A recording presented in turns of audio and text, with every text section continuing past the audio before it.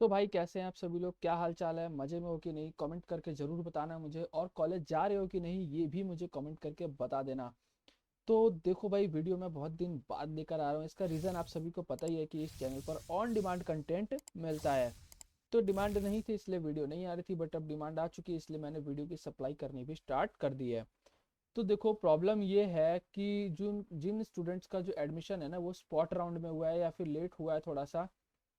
तो जब वो अपने कॉलेज की जो सेक वेक और एईसी के जो सब्जेक्ट सिलेक्शन फॉर्म है, सेक यानी स्किल इन्हांसमेंट कोर्स, अभी मैं इनके बारे में डिटेल में बताऊंगा। उससे पहले तो देखो, जब आप ये फॉर्म भरने जाते हो गूगल फॉर्म इन सब्जेक्ट को सिलेक्ट करने के लिए, तो आपको वहाँ पर मैसेज देखने को मिलता है कि ये जो फॉर्म है अब ये रिस्पॉन्सेज को कलेक्ट नहीं कर रहा है, यानी कि ये रिस्पॉन्सेज एक्सेप्ट नहीं कर रहा। आई मीन टू से ये फॉर्म बंद हो चुका है आपकी कॉलेज के थ्रू।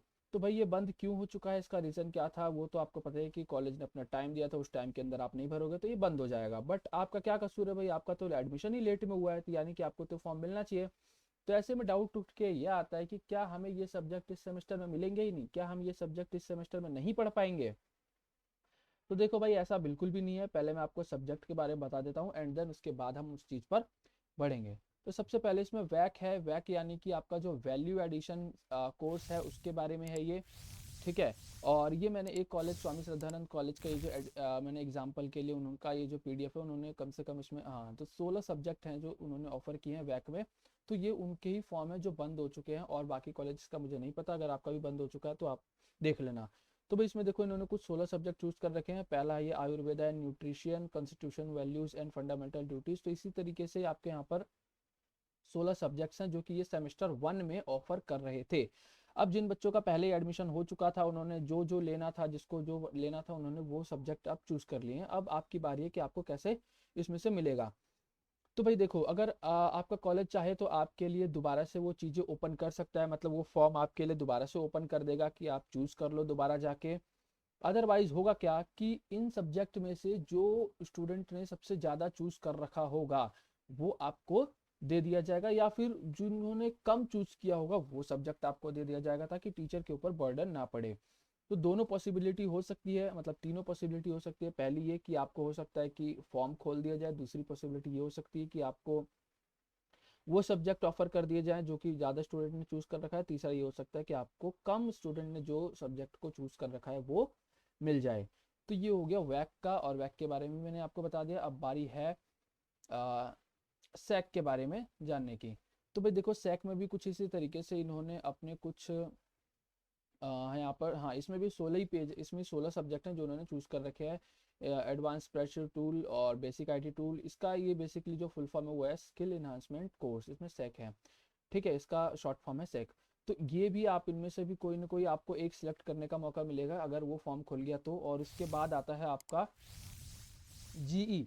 तो भाई देखो, जीई से पहले हम ना एक बार एईसी डिस्कस कर लेते हैं। एईसी में क्या है, बेसिकली स्वामी श्रद्धानंद कॉलेज ना लैंग्वेज ऑफर कर रहा है, और इवन एईसी का मतलब ही इसमें language offer ability enhancement course है, जिसका कि आपको इसमें सिर्फ और सिर्फ लैंग्वेज को ही ऑफर किया जा रहा है।